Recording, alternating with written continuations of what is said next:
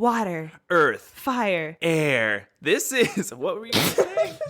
This is Yip Yip, hooray! an Avatar podcast.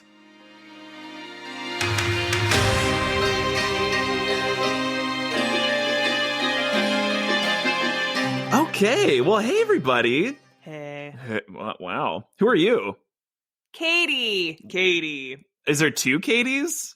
Anyway. It's like fourth grade all over again. There's just like a bunch of Katies and a bunch of Brittnys in the classroom. Don't talk about, you don't even know the woes of a million Katies in a classroom. That sounds like a good book. Are you going to write that? No. The Woes of a Million Katies? No, because probably some other Katie's written about it. Well, see, you were a Katie class. I was a Brittany class. Jessica, what kind of class? I was a Jessica class. Multiple Jessicas, always. Really? Jessica, most popular name of 1989. Dang. Ew. What? Yeah. It's a very impressive fun fact. Is it? I mean, I feel like mine was probably, I don't know, Jason. Jason was hot in the 90s. Everyone was Jason. What does everyone always think your I name don't is? know any Jason. Everyone thinks I'm Justin. Justin. Yeah, Jordan always gets called Justin. But I guess they always get like... Jennifer. Did you call me Jennifer? Oh, you get a Jennifer. Yeah. You got like Emma a few times. Now. Maybe it's like Emma Watson vibe. No, I don't think so. No. Anyway. No, the only other Jordan in my school was a girl. So we definitely like split it 50-50 based on this unisex name. Wait, who? I don't remember her last name. Wow. But her name was Jordan. She wasn't in my class. She was a grade below. We didn't hang out. We weren't like, hey, Jordan. She was like, hey, Jordan. No, but Jessica, were you ever friends with other Jessicas? Yeah, well, you want the woe that is Jessica? Yeah. So in grade school, there was another Jessica, and she was a mean girl. I don't know. Jessica, if you're listening, you should fix your ways. I mean, I think she knew. So anyway, she was Jessica S. I was Jessica M. But everyone called her Jessica, and I was Jessica M. And then in third grade, my teacher asked me if I wanted to change my name, and I said yes. So I went by Regina. And then Jessica S. left after fourth grade. Fifth grade, everyone called me Jessica anyway, so I went back to Jessica. And then that's when everyone started calling me Regina. True story. Then for freshman year of college, walking along the campus, I hear a Regina across the quad, referring to me, one of my friends from grade school. Wow, that's an amazing tale. I think you should bring it back. Okay, Regina. so It's a good name. welcome to Yip Yip. What's our name? What is our name, Katie? Whatever. Who's here? I've introduced myself. Wait, it was Katie and Katie. Yeah. Who are you? Well, Regina's here. Jessica might join. Later. And it's me, the Yeah, OG turn the Jordan. chat. Welcome to our podcast, Yip Yip Hooray. An Avatar podcast. Wow. Man. All right. 17 episodes in, and Katie got the name eventually. We just finished book 2, Earth, with the 2-part finale. That was so intense. Jessica, let's just hear about it. What did you think about that crazy time? It was crazy. It starts out chill. We were like, ooh, we're learning about chakras. We're bringing Hinduism into this. This is fun. With And then our it ends with one- betrayal. You're like, what is going on? It's not a happy ending. It's the Empire Strikes Back of Avatar. Definitely. And it's very upsetting. And Empire is my least favorite of the Star Wars trilogy, original trilogy. But I've got to say, it made me really excited to watch season 3. And I do think it's like a highlight of Avatar. But I'm just saying I'm not into downers. No, I think it's a rule in storytelling. Like any middle portion needs to end in the most like terrible way possible to get you to that like redemption area in like the last section. You got to go low before you can go high. I don't know. Whatever. Empire Strikes Back is Jordan's favorite. That's because Jordan's basic. It's what the heck? Jessica, her favorite character is the little thing that you don't like. What, Jar Jar Binks? Yeah. That's gross. Why would you say that? No one likes Jar Jar Binks. Regina, do you like Jar Jar Binks? I do like Jar Jar Binks. He's not my favorite character in all of Star Wars. But when I saw Phantom Menace, I was like, Jar Jar Binks is funny. He's a good time. And I don't understand all the hate. Have you read this theory that Jar Jar Binks was supposed to be like the antithesis to Yoda? He was supposed to be like there's this theory that maybe he was supposed to end up being like the Dark Lord controlling everything, a la Yoda with the light. And so he was supposed to be a physical antithesis to Yoda, but he also has like this funny like speech pattern like Yoda does in a way. But there's things in Phantom Menace that are too perfect to just be him bumbling. And this is how conspiracy theories work. It's not some QAnon thing. Also, is this the Star Wars podcast? Yeah, we gotta get back. I have a lot to say about Jar Jar Binks when we start our Jar Jar Binks podcast. Okay. My hot take with this finale is that I watched it too many times, and I tried to watch it with like a fresh pair of eyes and a heart this time. And I got so emotional at the end, like the betrayal with Zuko, because I definitely thought he was leaning toward the side of good. And I think that was probably the intent for that episode. And then Aang, like, going down. Did Aang die? Can he go back in the Avatar state? Or did he die while in the Avatar state? So even though Katara brought him back to life, which Katara willing to give that water to just anybody.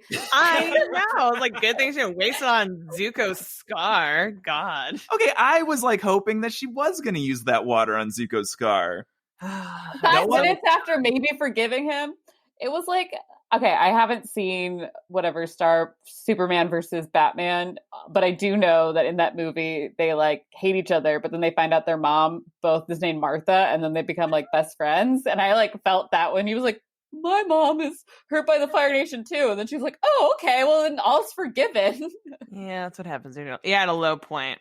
It is sad because like Zuko can't catch a break. I feel like he's trying to be on the right path, obviously, and then just can't get it together. Sis comes in. I didn't really. Azula's the worst. I was also on like, oh, Zuko's changed a leaf. I mean, Uncle Iroh was like, he's changed. He's like helping out at the tea shop. Which, did he change clothes before going to the palace? Because I swear they're in matching like Earth Kingdom green. And then they get to the palace, and Zuko's all of a sudden in this like dowdy brown color. Do you guys notice that? No, I gotta think he was in the brown, definitely in the Guru episode. He might have been wearing something over the brown.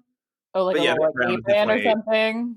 He wears layers, Jessica. As we see when he comes down to like kick some butt, like all of a sudden he's like in a tank. You're like, what part did he remove of that tunic? He's just showing off his guns. I don't know. He's in a cutoff. But I really the brown was the first indication that maybe he wasn't so changed as we thought. The brown?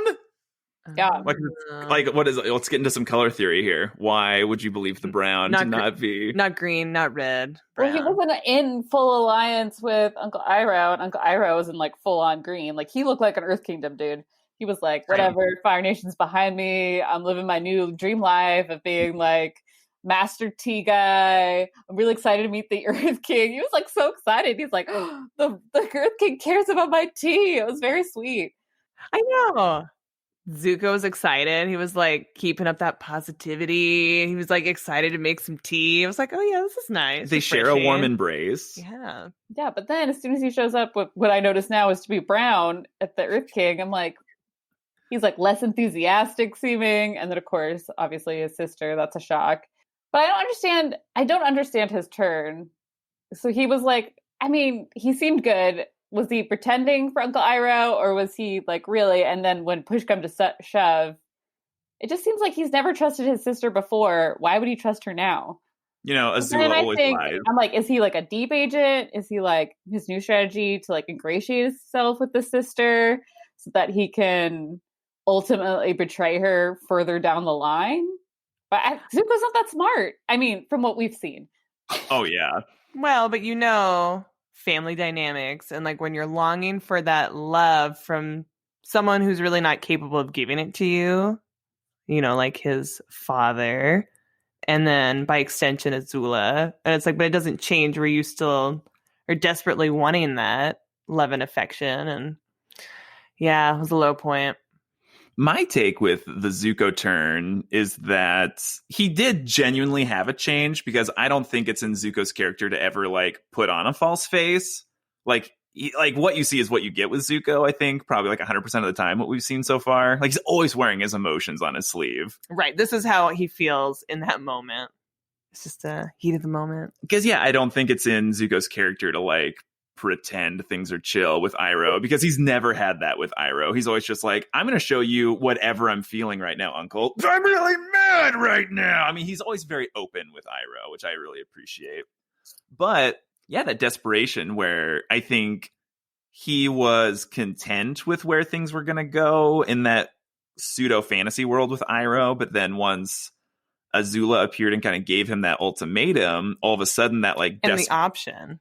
It was like the ball was in his court. And like ultimately, I think desperation is what fueled that, because when Azula's facing off in like the Mexican standoff with Aang and Katara in those catacombs, Zuko shoots that fireball between the two of them, Aang and Azula, which I thought was nice. But then he comes down and he kind of shares a tense moment with everybody, and then ultimately shoots like a bunch of fireballs at Aang. But then you cut to Zuko's face and he looks insane. Like he's got this crazy scowl, his eyes are really wide, and he's like, right. I just think it was like all these emotions bubbling over, and he just like went berserk. Right. And if you think about that, he's been trying, he did that little detox where he's freaking out and trying to like process all this stuff. And so, to kind of be more zen, and then to have all these feelings come back so strongly in a very short amount of time. Then I was going to say about what's interesting about Zuko's relationship with everybody else is I think that they, he knows what his father wants him to do, and Azula and everyone. I think like it's very clear. But with Iroh, I think that he has shown this unconditional love that it doesn't matter. It's like if Zuko messes up or makes, he's allowed to make his own decisions, and Iroh's going to support him regardless. But also like gently guiding him toward the light. Well, I agree. But in that moment, even though Iroh's telling him what he wants him to do, it's still like, yeah, he had to make a decision, but knowing that it wasn't on the table. Like Iroh's like, oh, Zuko, if you do this, then, we're done. So, yeah, it's tough to watch. It's crazy. Well, and it's like almost more intense after he and Katara like connect, and he like full out, kind of be like, yeah, Fire Nation's not great. You like my mom, we don't really know what happened, but it wasn't good. Took her away from him, obviously. So to so shortly after that, then be like, no, I'm going to do this for my dad, who, I mean, Zuko doesn't believe his dad's a good guy, right? Right. No, there's no way. Right, that idea of like you need your honor. And his destiny, because he has a vision of what he needs to be and what path he needs to be on in that moment. Well, right, and then Azula's coming in. It's like, you're Prince Zuko, and like, you're not a traitor, are you? And it's like all this BS. So what was your take, Regina, with when Zuko and Katara get stuck in the catacombs together? Well, I mean, it was very nice for Katara, but I did feel like she was like so mad at him. And then, I mean, maybe we missed most of the conversation, obviously, but it did seem like it was just like, hey, I lost my mom too. And then like, okay, I'm going to heal you. I'm going to like bring you over to our side. But it's like, they didn't really have a tough conversation about like the Avatar and like his past, other than just stating it at the very beginning. So I don't know. I don't feel like it was earned that Katara was already about to like heal his scar. I could see her talking about like, we could find some kind of solution, maybe go back to the North Pole. That's where the water's from, right? Yeah. More of this. Back to your favorite place where you almost died in the snow. And you tried to like take me out. Happened. I mean, how long has it been since they were in the North Pole? Like time-wise? I think probably a couple months, maybe. No, is this the first time that the Katara hears more of Zuko's story, that knows that he's banished and like is trying to regain his honor? Or have they had that conversation before? Well, they haven't really. I mean, Zuko could have monologued, but the only times that I can remember Zuko really talking to Katara was when he took her necklace and he was like, I have something of yours. Yeah. And then when he kind of berates her when they fight in the North Pole. I think that's really the only time that he's really talking, besides like the pilot where he's like, I'm looking for the Avatar. Yeah. Right. No one ever really like has a heart to heart with Zuko. I mean, there's never like that time to like have a conversation and to, humanize this enemy. And I think Team Avatar has kind of moved away from seeing Zuko and Iroh as like the bad guys because they've just been MIA for most of the season. And the last time they really interacted with Zuko and Iroh was when Azula shot Iroh in the heart with fire. And Katara in that moment was like, I can heal your uncle. So Katara's like always seems like she's willing to help Zuko and Iroh when the time comes. And it's almost like, I mean, I guess they did also help them with Appa. But they don't know that Zuko did that. Oh, they didn't see them at all in that episode? Mm-hmm. Yeah, because they didn't even find Appa at any point, remember? Mm-hmm. Yeah, and all of a sudden, like, they get out, and then here comes Appa. Yeah. Yeah, that's crazy. So what did you think about Toph being able to metal bend? Okay, can we talk about metal bending? Yeah. Like, who metal bends in the world of Avatar? Nobody metal bends. It's not a thing. Like, Toph, like, created it.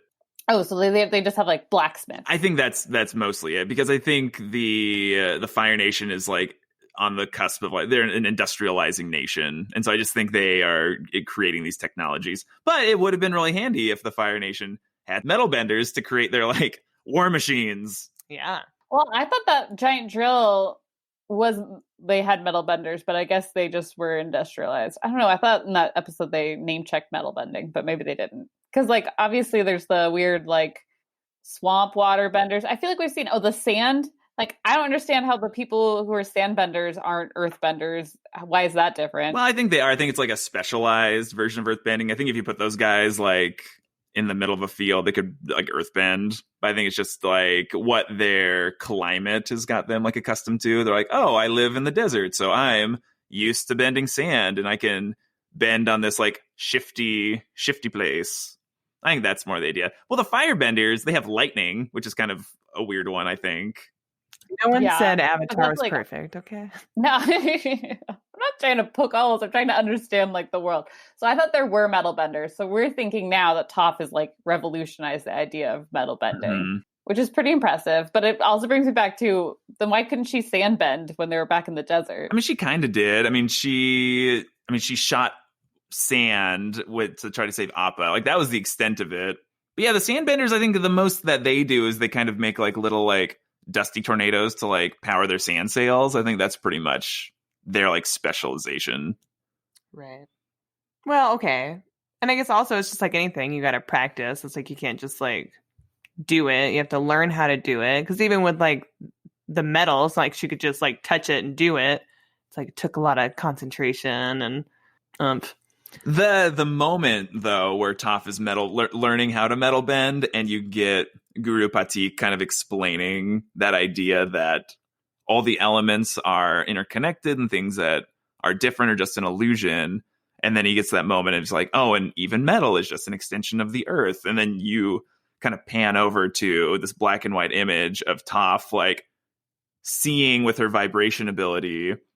Even though she's blind, she can, like, detect that the fine pieces of earth in there. And that's, like, a really powerful moment for me. I got kind of choked up. I was like, oh my God, she's right. It's all connected. Yep. It was really good for me. So what do we think about chakras? Like, going into this, I had known the word chakra. I didn't really. You did? I knew of the word. I couldn't tell you how. I don't know. Life. I found the word somewhere. I was like, oh yeah, chakra. But then I was surprised and impressed about how much effort the creative team went into, like, properly incorporating the idea and the concept of chakras into this episode and this world, because they actually go into pretty much exactly, like, each chakra and what it represents and what blocks it and what unlocks it. And then each vision that Aang has is tinted in a different tone. So, like, they're talking about, like, the root chakra. And then all the visions that Aang has in that episode are all tinted red, which is associated with that chakra. And so they actually went through the effort of, like, making sure each of those visions was tinted properly. And then if you pay close attention, while he's meditating on those chakras, him and Guru Patik are having different like hand positions. And those hand positions were like the proper ones for those chakras when you're trying to unlock them. I was really impressed by that. Yeah, Jessica, what'd you think? I thought it was really cool. I thought the premise that Aang didn't know anything about the chakras, so it was an easy way to explain to everyone, including the audience, like what it is and walk through it. I thought the like water pools and like blocking it and then having the energy flow through was a really great visual metaphor for like a viewer. So even if you're like, I don't know, what's the youngest age viewer we think, like 8 years old? Sure. Watching Avatar, yeah, you can kind of understand, even like if like most of the chakra stuff is like going over your sorry, going over your head. Yeah, going over your head. Yeah, I was like your mind. That's not it. Going over your head, but you can like understand that it's like okay, they're interconnected, and you need it to like flow through each one of these like states, basically. But I did feel like they made it look like Aang could overcome them. Like he was like fear. Yeah, I'm over it. Guilt, over it. Oh, shame, chakra. And I was like, what is the difference between guilt and shame? Guilt is like something you did and you know it's wrong. Shame is maybe something like you thought it was correct in that moment, and then maybe on reflection, you're like, oh, actually, maybe that wasn't very good. That's and it's true. they're pretty similar, but I think guilt could prevent you from doing things, and shame is something that probably stays on your heart longer. Yeah, I do think some of the chakras were kind of related. And I do like that Aang kind of brings up some of the hypocrisy with it, where he's like, dude, you want me to like get rid of all my attachments? 3 chakras ago, that was a good thing. But I was having trouble, I think when I initially watched this, like having trouble like conceptualizing this idea of like the attachment and how it was so maybe unnecessarily focused on Katara. And I think the writers maybe made a lot of his chakras too intertwined with his relationship with Katara, I thought. Well, I mentioned that when we were watching it, and Jordan was like, no, it's about Katara and everybody. And I'm like, no, it's like 90% Katara. And like I've already established, I thought the same thing. He's too young and he can't focus. He doesn't even know. We just had a series of episodes showing his connection with Appa and how important Appa is to him and how angry he is about losing. And it was like, and he doesn't show up at all. It's all about in these like visions.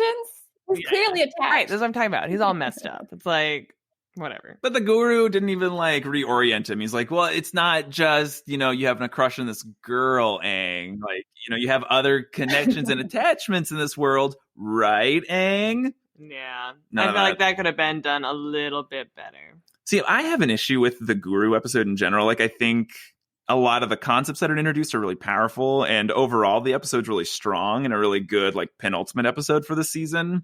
But I hated the animation. It was done by Dr. Movie, the number 2 studio, and it was like distractingly ugly at times. Like I was watching it and I was like, I just want to like bash my eyes out. I can't look at this anymore. Like none of these character models look good. I don't like how you're presenting this. And I just kept fantasizing about what would have happened if the other studio had done it. And I was like, oh, this would have been so much prettier. Oh, I'd be crying right now if this other studio had done it. And I think I was getting a little too kind of into the what ifs. You know what you need to do? Do I need to go unlock my chakras? Yeah, you need to find balance within yourself before you can bring balance to the world. Thank you, Katie. I have like wanted to kind of go through and like unlock the chakras. I think that would be probably really good for me.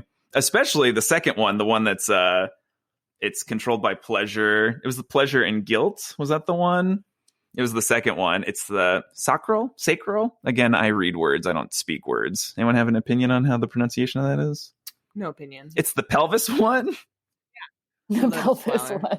No, the lotus flower is the one on the crown of your head. I don't know. Come on, Katie. I don't know. Okay, so that one, that's the second one that was unlocked. That one deals with like creativity and creativeness, and yeah, it'd be good if I could do that. I'm just gonna. Maybe you should do that before season 3. Should I go unlock my chakras and tell you how it goes? I could probably blow through it in 20 minutes, just like Aang did. Yeah, probably. Hey, you're good. 5 minutes. He was like, let's go. Give me some more of that banana juice. Yeah. Oh, what do you think about meeting Sokka and Katara's dad? Oh, that was fun.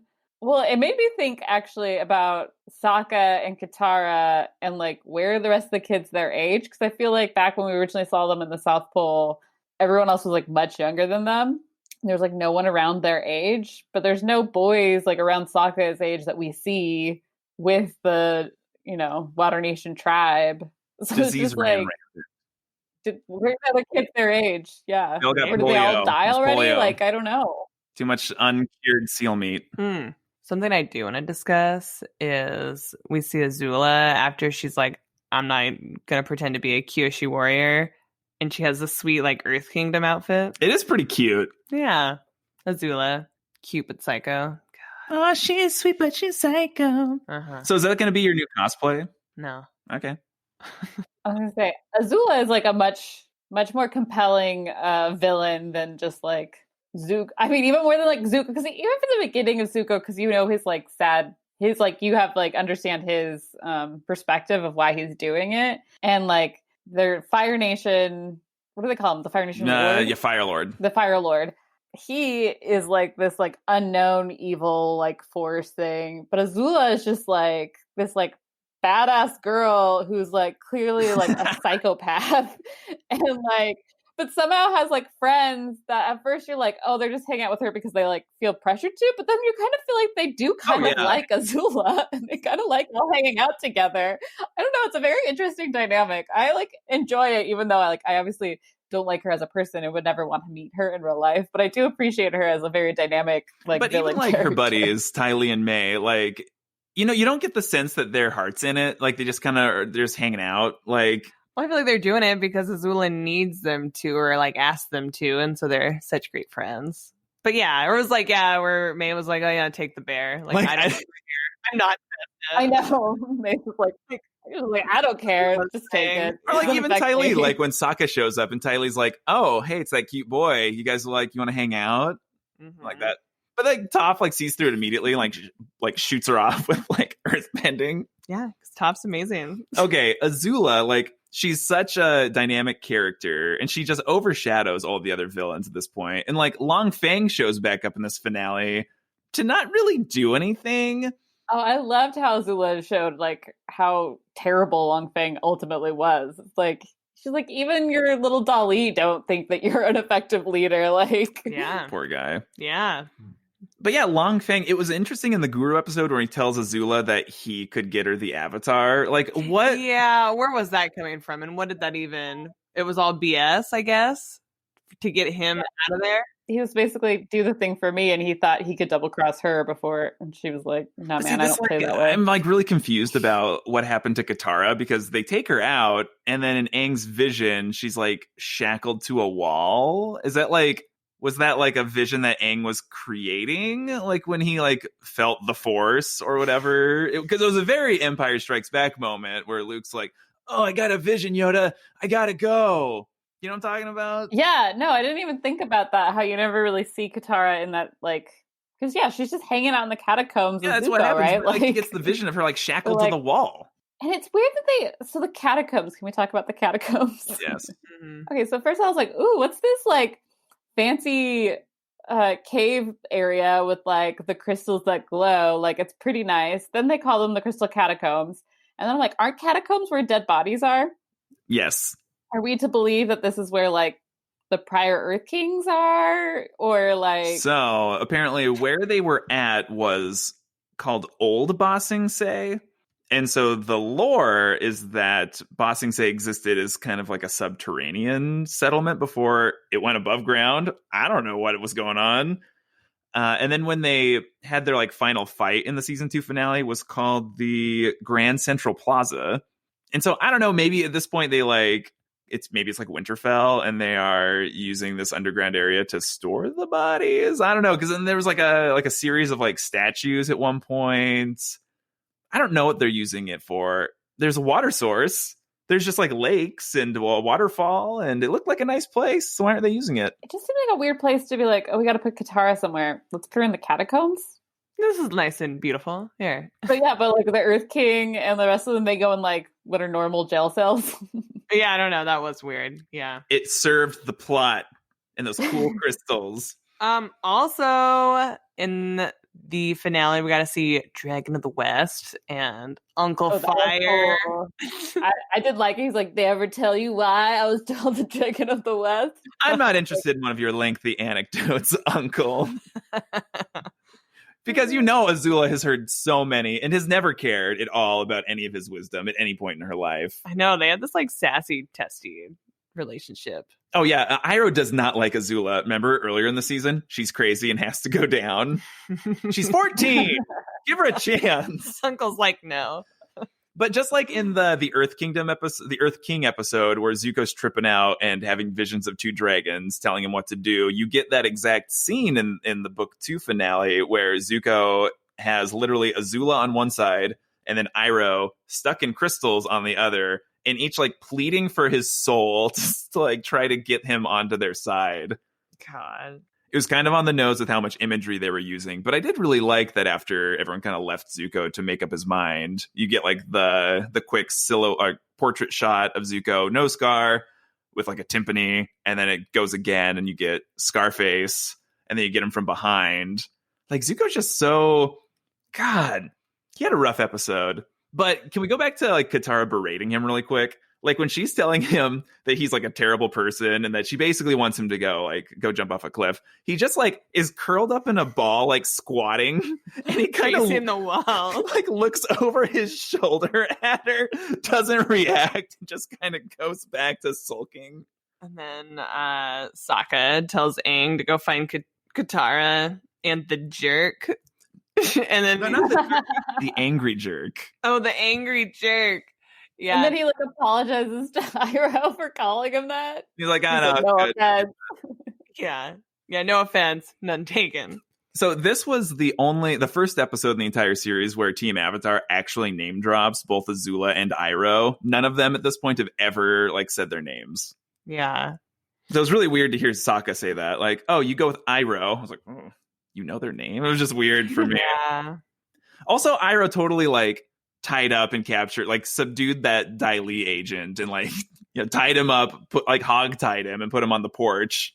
And then he just told him everything. I know. I was like, this guy, wow, almost as much of a blabbermouth as the Earth King. Which, to go back to the very beginning, when the Earth King's like, "Oh, you guys are the Kyoshi warriors. Let me tell you every little thing." I was like, this guy. Well, imagine coming from the Earth King, like. He's just learned so many things he's never known before. He's got to be excited. He's got to tell somebody. Yeah. Guys, did you know there was a drill? Mm-hmm. Oh my goodness. Okay. And we have to talk about when Iroh and Aang finally make it to Zuko and Katara, and then they each embrace their people, but then Aang and Zuko share this like really tense look at each other. It's like this glare. Well, Aang, as always, initiates. Like, Katara goes and hugs Aang, and he immediately, like, looks up to Zuko, and he's like, I know. Okay, well, you can't see that, but Jordan just made a face. It was exactly what Aang did. His name was sheer terror. But going into it, I really enjoyed watching Iroh just interact with Team Avatar. Like, really, we got a little bit of it in the North Pole episode when he shows up to, like, kick Commander Zhao's butt to like convince him not to kill the spirit. Mm-hmm. And then he kind of like hangs out and like offers his wisdom. And it's interesting that they are willing to just kind of trust him. They must get some vibe from Iroh, like just from what he's done historically, to be like, oh yeah, we trust you. Like, we'll go with you. I also am unimpressed. Trust him, obviously.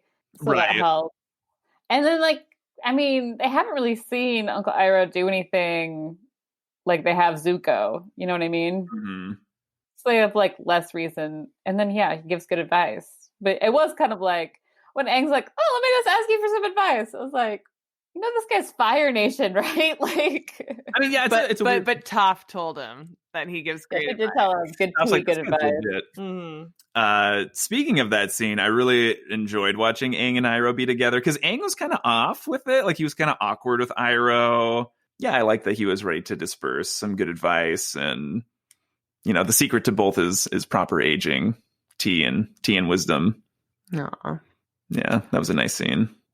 Okay, when Zuko's sitting there between Azula and Iroh, and it's like one of the only like really 2 times in the series where Iroh's like pleaded for Zuko's soul, and he literally tells Zuko to choose good, like openly admitting that the Fire Nation is bad and capturing the Avatar is bad, and also saying the type of redemption Azula offers is not the kind like he is looking for and that he needs. So I thought that was an interesting point. What was that do for you, Jessica? Yeah, in the moment you're like, yes. I mean, it's like basically stating flat out what we believed Uncle Iroh to believe the entire time. Is like, yes, he's on ultimately what we consider the side of good, and I think empirically you can say that, you know, what Fire Nation and their genocide is bad, and trying to stop that is good.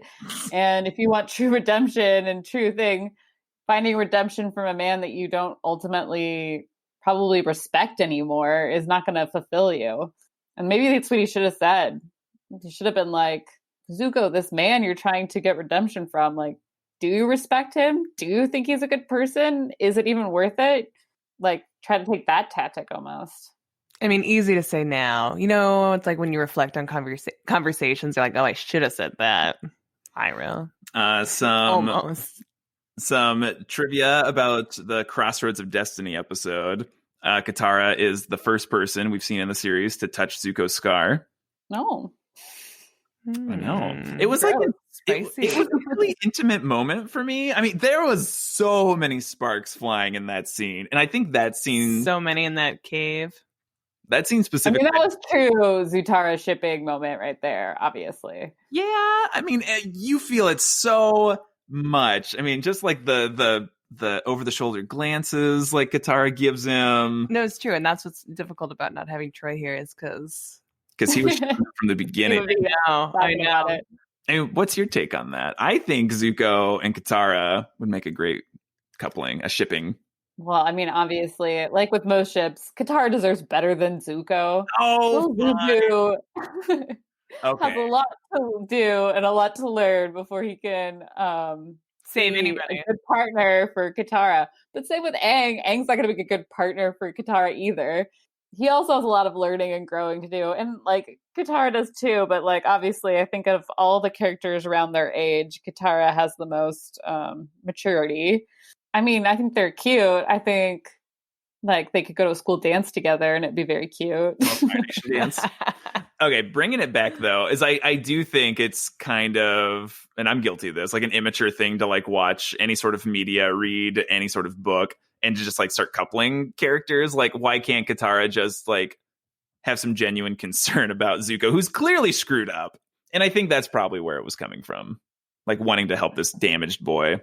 It's because you grew up in the 90s and that's what it was all about. Oh, you also grew up in the 90s. Yeah, but I've moved on. I'm like, I'm not shipping anybody. Are you a 2000s girl? No, everyone needs to be single. Just keep to themselves. Are you breaking up with me? I'm breaking up with I'm breaking everybody up. Oh, okay. That sounds like a good story, The Heartbreaker. Like you just go around like breaking hearts. Jordan's all about like, oh, that's a good story. You should write that story. What about Regina? What about Regina?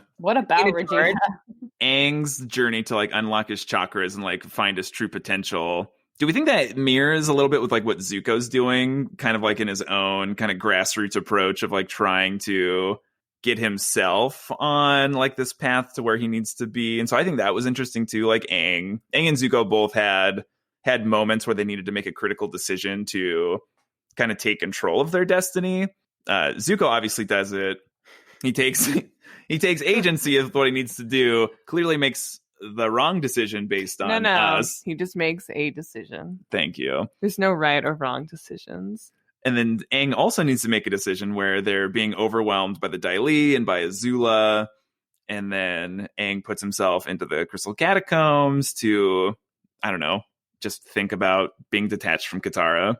And then blows out of the crystal in his like avatar state.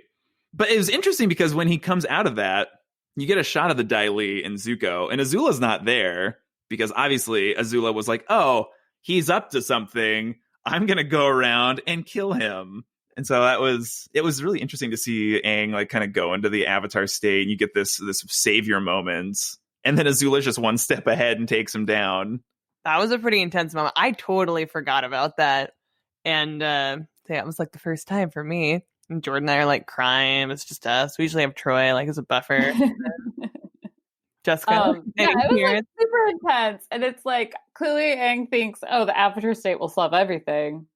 And then to just be like instantly like, nope.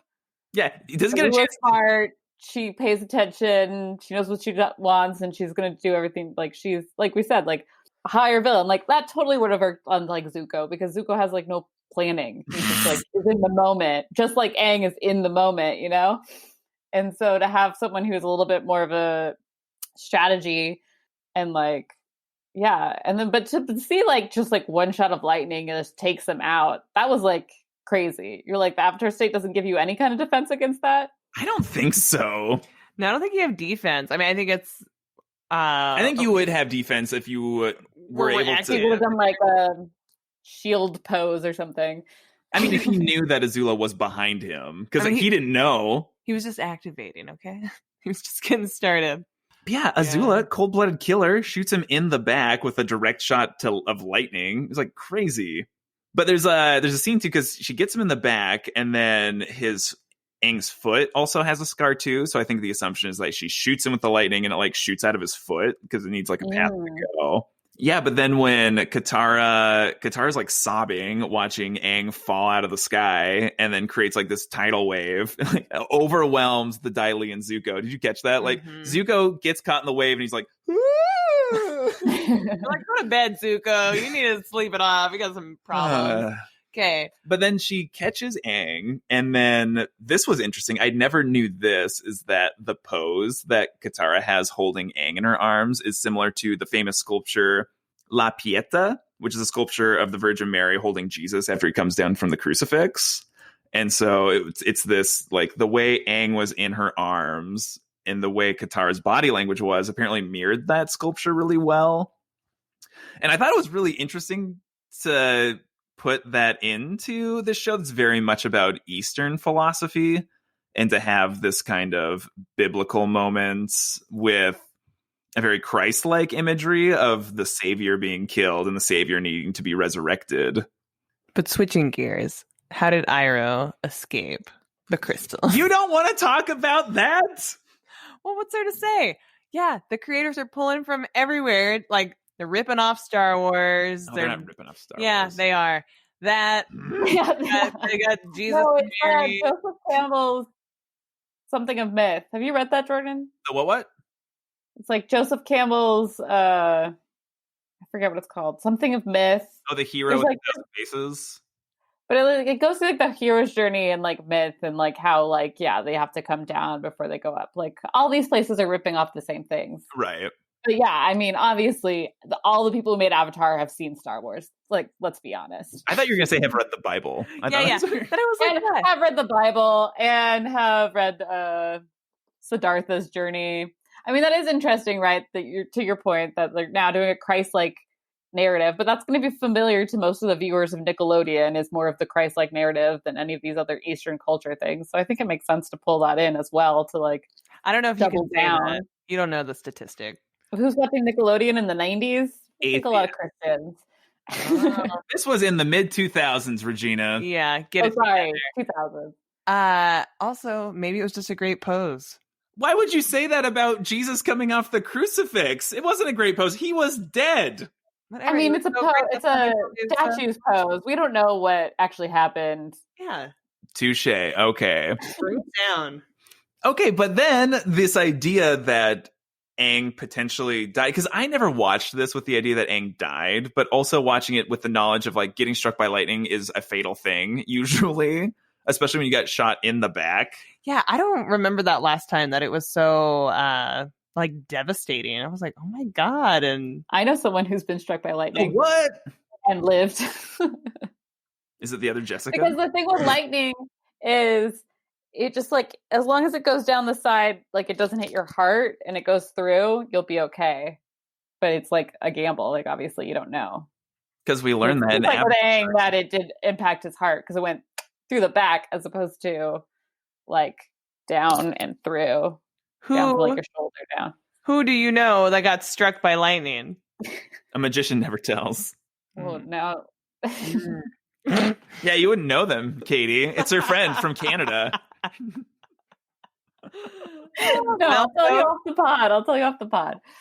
Oh God. I mean, I don't know why I wouldn't tell. It just seems weird to like name check people on the podcast. You're that other Jessica who's a mean girl. Just give me a hint. Is it ferret? No. Okay, guys, we're getting into like. Okay. No, the podcast knows there's a person that we called ferret, so that's cool. Yeah, we're not talking about an actual ferret because that's like kind of cruel. But anyway, So you've never seen a ferret get struck by lightning. It's a beautiful thing. Okay. Okay, so yeah, this thing where like Aang goes down, they have to save them. Like, okay, I just want to know, like, do we think Aang died and like Katara brought him back to life with that spirit water? I don't think the spirit water can bring people back to life. That hasn't been established. It has special properties. Well, we don't. I mean, it's true. We don't know if it can heal a scar. Like, who knows? Like, how can it bring the avatar back to life? But I think he was definitely on the brink of death. But I mean, if he did die, then yeah, back to could he ever go back into the avatar state? Because it would just bring back, because like, so one level did just bring back his like human airbender body, air nomad, or did it bring back also the ability to have an avatar and have a future avatar? Right. But I think the simplest one would be to say that he was on the brink of death and she brought him back before that. And then everything else makes sense. Okay, now back to... Don't we talk about this in season 3? Or we just don't talk about it? About what, him almost dying? Yeah, or actually dying and coming back. Well, you have to watch season 3. Yeah. Did they talk about the episodes? Are they like, hey, well, he's the only one at this point that knows that if he dies in the avatar state, he loses the ability to be an avatar. Katara right, like and season 2 don't know about that wrinkle. Mm-hmm. So okay. I don't see Aang wanting to talk a lot about it. Okay, back to Katie's question about Iroh escaping the crystal catacombs. Clearly, those crystals aren't very strong because Aang encased his body in them and got like blown up by Azula just like smacking him. Oh, right. I'm also like, that's crazy. Why did it take Iroh so long to like bust out of there? You know, he was surveying the scene. His timing was a little. Also, he was probably like, oh, Zuko didn't make the right choice. Maybe he thought he was going to make the right choice. I was like, I'll just take my time. Like, Zuko's got this under control. Maybe Katara's wave broke him free. And he like floated up out of it. So much water. But yeah, I do like that Iroh had this heroic moment of coming down and like, again, making sure that the kids are safe and like I'm gonna hold them off for as long as possible. But like as soon as Katara was out of that waterfall, Iroh just gave it up. He's like, no, we're good. Capture me. And then that scorned look he gives Zuko. Looks away. Yeah. And Zuko deserves that. Yeah. But then, of course, at the very end, you get Zuko like immediately questioning what he did. Yeah, good. So what path is Zuko His chakras are not open, obviously. No, I mean, I agree with what we were saying earlier. He definitely needs to go through the chakras, do some learning about himself, let go some things. Oh, Zuzu. All right, so what path is Zuko on right now, Regina? Yeah. I think at this point in time, he is on the path towards the Fire Nation and trying to get redeemed back with his father, but I think he's already questioning if that was the right decision. And I think he's already feeling bad about Uncle Iroh. And he's like really thinking about the repercussions of his actions. So I don't know how long he'll be on this path. Like, I still think there's a chance that he'll, I don't want to say betray the Fire Nation, but push the Fire Nation to be better than they are. Because obviously he has a lot of loyalty to his people, and it's really hard to like grow up in a society and then just be like, push it all away, everything about it. I mean, you have some good memories related to Fire Nation, I'm sure. So I'm sure he just wants them to be better. And he probably wants his sister to be better too. And he keeps trying to give her second chances. Come on, Azula. So, like we were kids. Talking myself into being on, like, trying to understand Zuzu. So you're optimistic that the Fire Nation will come to a better place throughout season 3? Yeah, I mean, I don't really see at the end of season 3 that Team Avatar has caused a genocide of the Fire Nation. I don't really see that playing out. Surprise, no, buckle up. It turns total Game of Thrones, like Aang becomes Daenerys, and he's like, well, actually, an eye for an eye, friends. Yeah, in the Avatar state, you don't know what's going to happen. So what trajectory is Aang on? I think Aang is gonna grow up a little bit after this. He's probably gonna be, I don't know, like paranoid. I feel like he's gonna actually almost like shut down a little bit again because he'll feel like he failed and he'll feel weird about that happening while he was in the Avatar state. And so I think it's going to take him a while to like come back to where he was, actually. I think it'll set him back a little bit. And so book 3 is called Fire. And so each season has been named after an element in the Avatar cycle that Aang needs to master. And so it being fire, Aang has already professed to Guru Patik that he's never going to firebend. So my question for you is, will he master firebending? And if so, who's going to teach him? I think he will. I think whatever part of book 3 will be his journey to accept that he can safely firebend, and it's like not implicitly bad to firebend. And who's going to teach him is a good question. Iroh's been captured. Zuko doesn't seem like a great teacher in any, even if he was like back on Team Avatar, I don't think he would be a very good teacher. So I guess some new firebending, someone else who has a flying pig. It's going to be the pig. The pig's going to teach him. All right, kids. Well, we did it. We're Season 2. 2/3 of the way through. Well, can you believe you've watched 2 whole seasons, Jessica? I know, it's crazy. I'm excited for the 3rd season. It's only gotten better with age. Just like Iroh's wisdom. And now to the Fire Nation, to book 3, Fire. Scary. Scary? Yeah. Why is it scary? Fire Nation. Spooky. Do you remember what happens in this season, Katie? No. It's always a new journey. Yep. New every time. Life's like this cave. Sometimes you can't see the light, but if you just keep going, soon you'll end up in a better place. Secret tunnel. Wow. Through the Jessica? mountains. Secret tunnel. Bedroomals. Wow.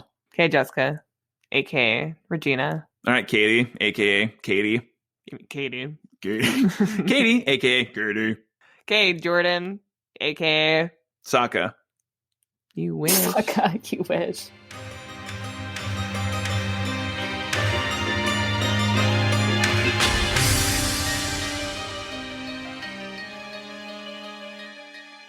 We've all just got done doing all of our vocal exercises because 2 out of 3 of us are drinking a cream-based drink. No, Troy is not. Oh, Troy's just leaving. And you're not either. Only one. Troy has decided to water our plants with a cup of coffee. Hey, gotta do it sometime. What? What does that mean? Gotta do it. Sometimes your little spider plant needs a latte. All right, cut the bull. We're here. We're here to ask Troy.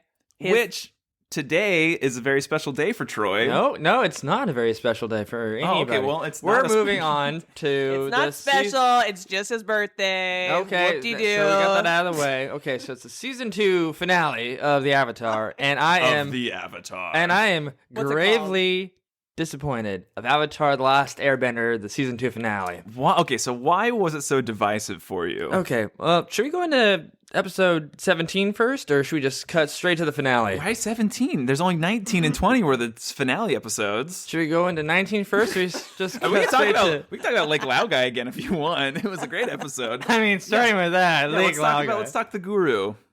Yeah, the Guru.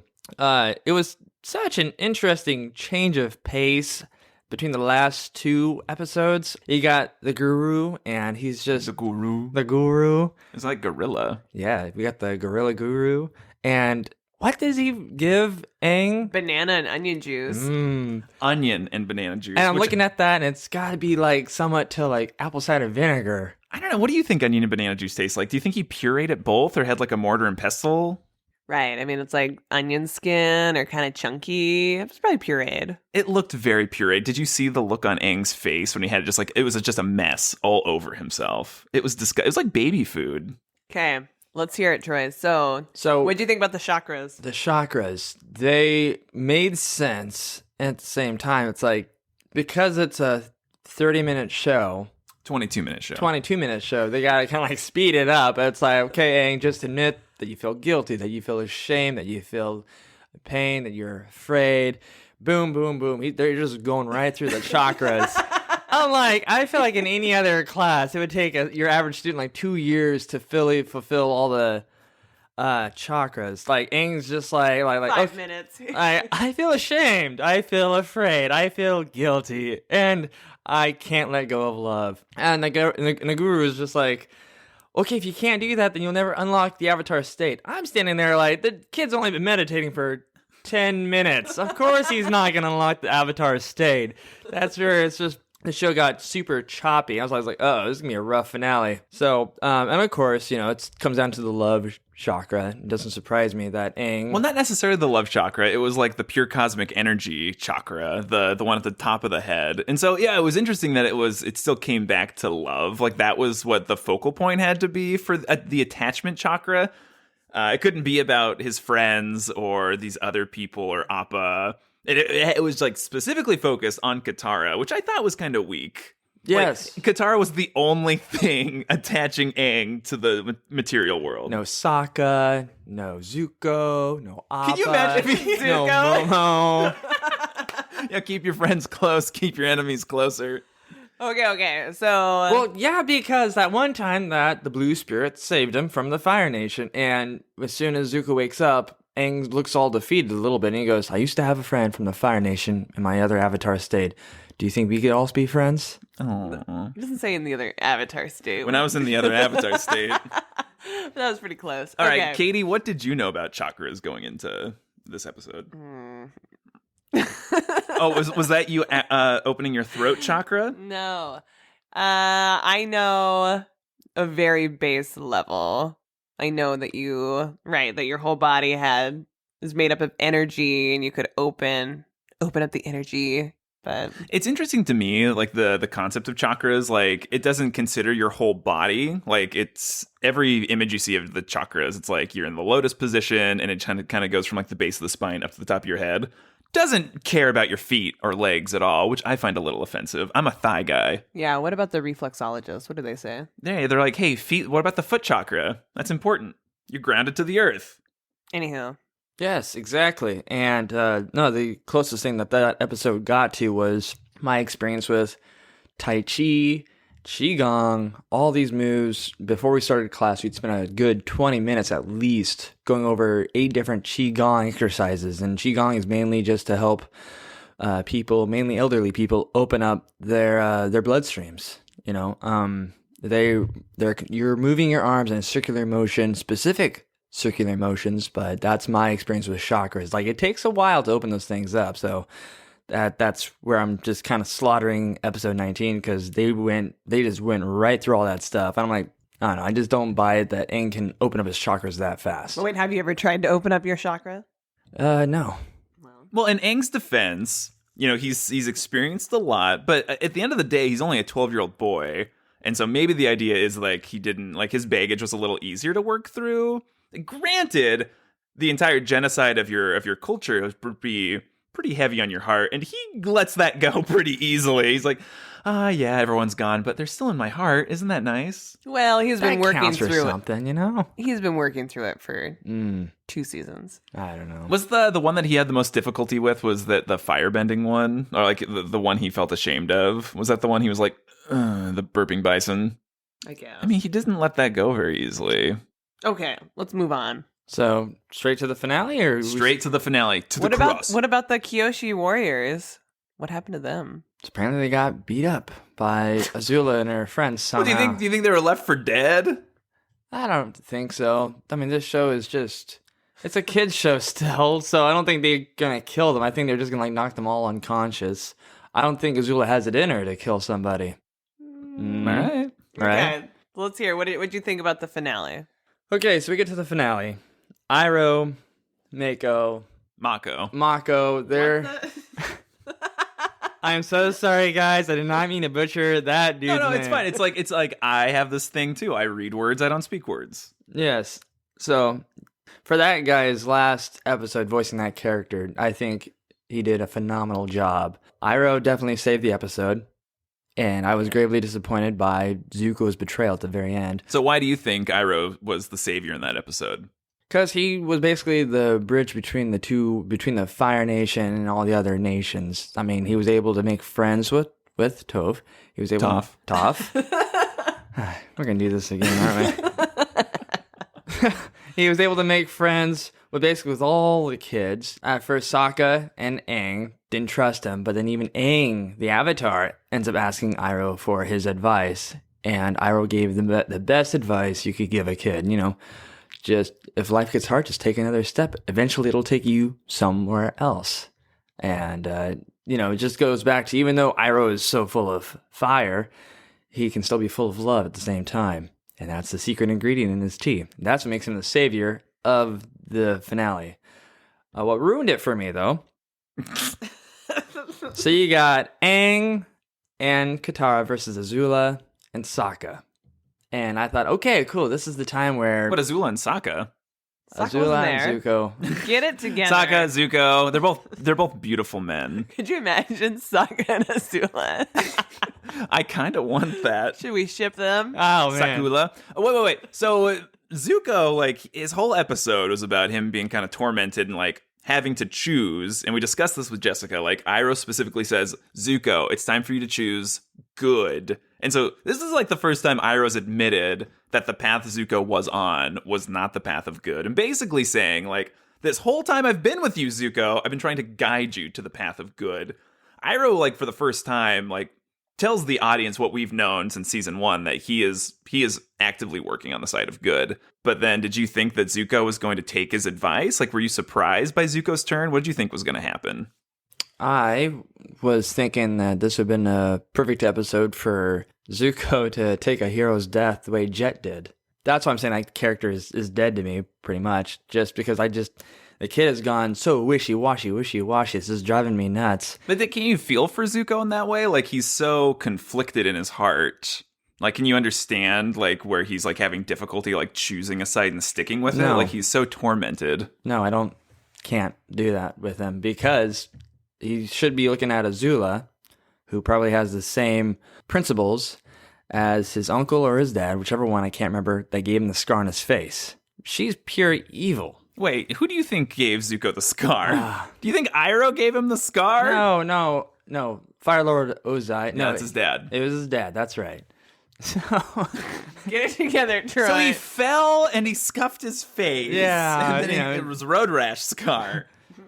Okay, yeah. He should be looking at Iroh and being like, hey, whenever I'm with this guy, we're going to have a good time. We're going to make tea. We're going to have a peaceful life together. But every time he looks at Azula, he should be thinking, because of our family is the reason why I got this scar on my face.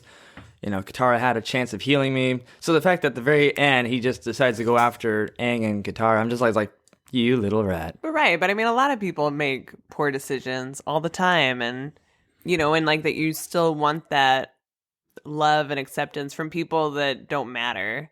I mean, you could apply that to all sorts of different scenarios. In school, it's you want to impress the jerks. And you're like, why? It's so dumb. So, same. But it's Zuko finally gets the opportunity, and I think he feels the support to finally get his honor back. Because before it was Zuko's kind of acting alone, in the season 1 finale, where it was he got Aang, and he didn't have any support. He was what am I going to do? He's he's like the Joker. He's oh, I'm like a dog chasing a car. I wouldn't know what to do if I caught it. And so Aang, Zuko finally catches Aang, and because he doesn't have support backing him, he makes a dumb decision, and so he just pieces out to the tundra. This time, he's oh, Azula and her army of Dai Li, have my back right now. I'm going to make this decision to get my honor back and take down Aang, and then my life's going to be great.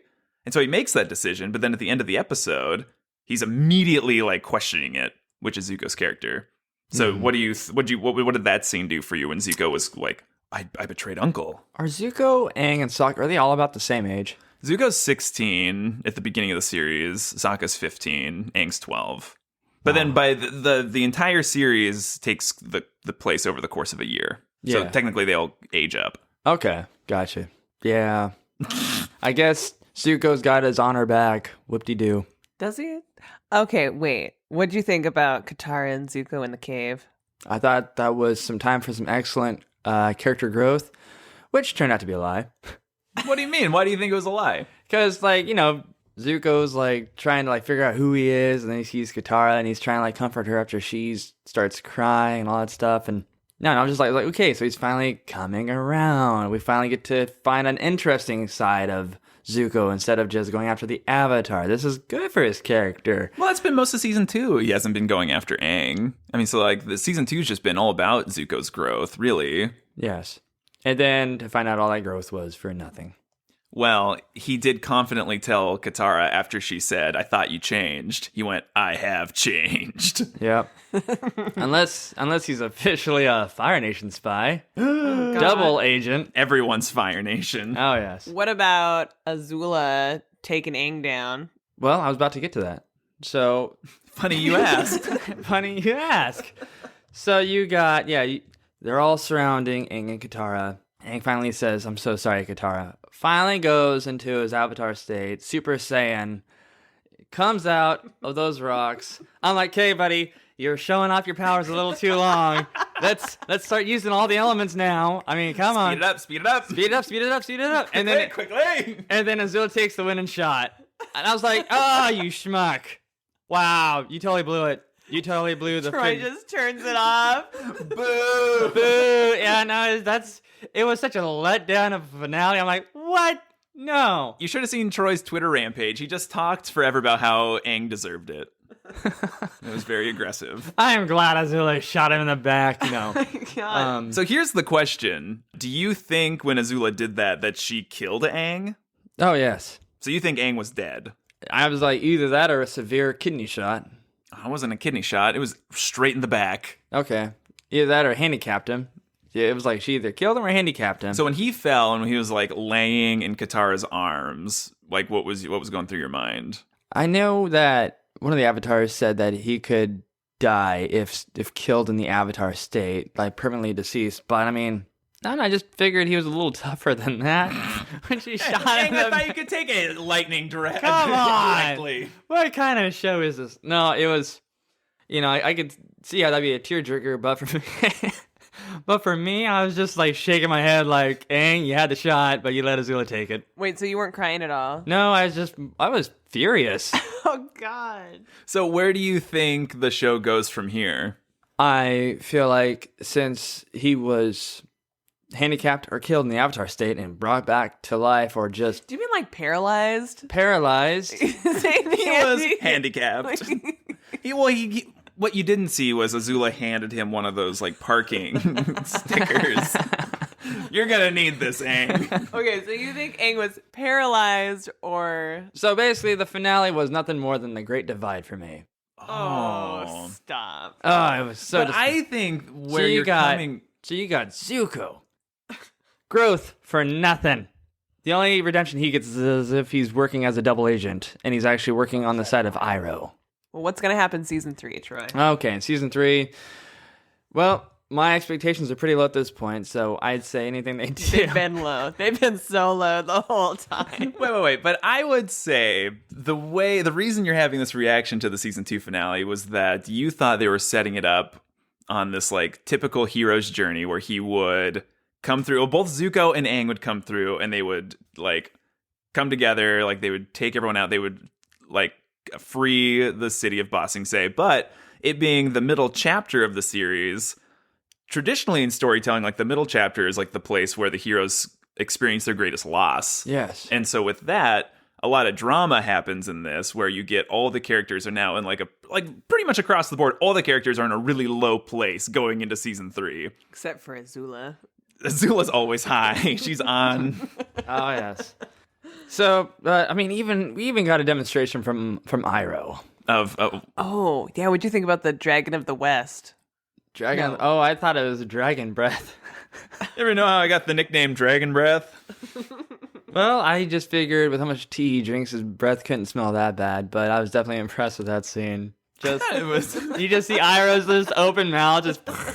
Oh, yeah. No, and like Zuko knew what was happening. Like when that happened, he kind of gave like a side glance to Iroh and kind of smirked. Yeah, Zuko was ready to throw down, but even season 1 gave us a demonstration of Aang's abilities. In season 2 finale, we just get shiny Aang, shot down by Azula. I'm like, hey. So I appreciate that Aang didn't get the opportunity to like go all out in the Avatar state. It was definitely this thing. It was like, it doesn't matter if you have achieved like the greatest power if you don't know what to do with that, or if you're not going to be confident enough to outsmart or outthink your enemies.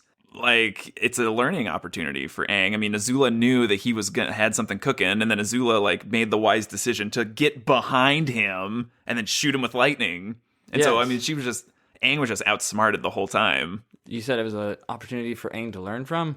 If he didn't have Katara there, yeah, that would not have been a learning experience. He just lost. Well, he would have lost the whole time if he didn't have Katara there. Yeah, exactly. Katara MVP. Mm-hmm. After the season 2 finale, like, my final thoughts are literally, I'd be happy with a spin-off series of the girls. Because the girls are the best characters. Like, they're so tough, they're so strong, they're so grounded. Sokka, Aang, Zuko, they're all just kind of like one side. I'm done with the boys at this point.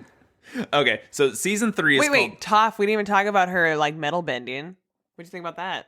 I thought that was spectacular. Her and Iroh stole the show in this finale. I just, yeah. The rest of them, Okay, wait, what's gonna happen season 3? I think Aang and Toph might be earthbending a little bit more. I feel like solid. I can see Fire Lord Ozai double crossing Azula, telling her the same thing she told the Dai Li guy. Oh dang, that'd be brutal. You're not even a player to begin with. Yeah, I just feel like there's gonna be a lot more betrayal. So season 3, book 3 is called Fire, and each book has been titled after a sequence in the Avatar sequence. And each season has been Aang trying to learn that element. Season 1, water. Season 2, earth. Book 3, fire. Do you think Aang is going to learn firebending, even though like this whole time he's like, I'm never going to firebend again? And 2, if he does learn firebending, who's going to teach him? I don't think he's going to learn firebending. I expect him to do firebending. I expect him to just go all out with every single one of the elements. Just well, who's going to teach him? And then I feel like Iroh's going to teach him. I did like the Iroh-Aang dynamic. It was nice. I feel like he's got Katara, he's got Sokka. I just feel like the last mentor that Aang is missing is Iroh. All right. Why was it Katara and Sokka, not Katara and Toph? What's Sokka teaching? Sokka's taught him the ways of love, the ways of the boomerang. Okay. Let's start season 3. All right. Yep. Yep. Yep.